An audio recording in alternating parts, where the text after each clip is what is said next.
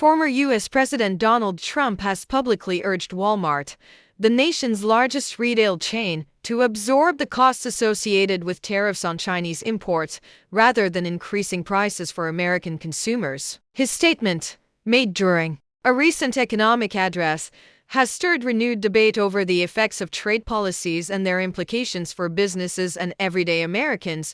This call comes after Walmart warned of potential price hikes due to new tariffs imposed on a wide range of products imported from China. The retail giant, known for its low prices and broad consumer reach, suggested that the added costs from tariffs would likely be passed on to customers in the form of higher prices on essential goods such as clothing, electronics, and household items. Trump, however, has taken a firm stance, arguing that major corporations like Walmart are financially strong enough to absorb these costs without burdening the American public. Walmart makes billions. They can afford to take the hit without hurting American families, Trump said. He emphasized that protecting U.S. industries from unfair foreign competition should not come at the expense of American households, especially during a time of economic uncertainty.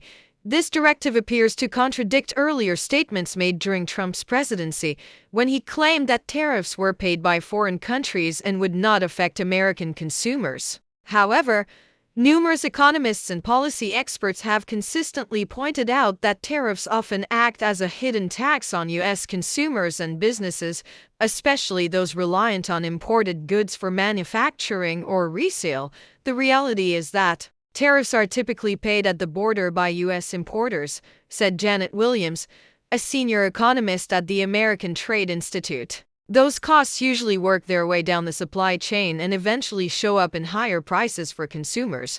Nonetheless, Trump and his supporters maintain that tariffs serve as a powerful tool for negotiating better trade deals and revitalizing domestic manufacturing. They argue that the short-term financial strain is a necessary sacrifice for long-term economic independence and national security. Walmart, on the other hand, has yet to issue a direct response to Trump's recent comments. However, analysts suggest the company may find itself in a difficult position balancing shareholder interests, operational costs, and consumer pricing amid increasing political pressure.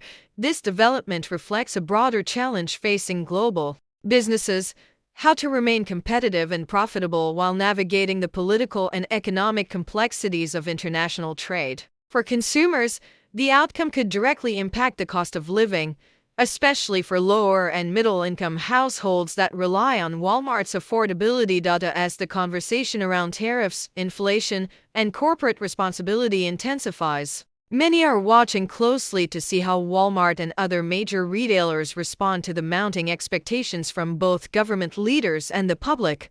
What's your take on this issue? Should corporations like Walmart shield consumers from the financial consequences of international trade disputes? Or is it unrealistic to expect businesses to absorb such costs without affecting pricing or operations? Stay informed and be part of the conversation. Like this video, share your thoughts in the comments, and subscribe to our channel for more updates on politics, business, and global affairs that shape your world.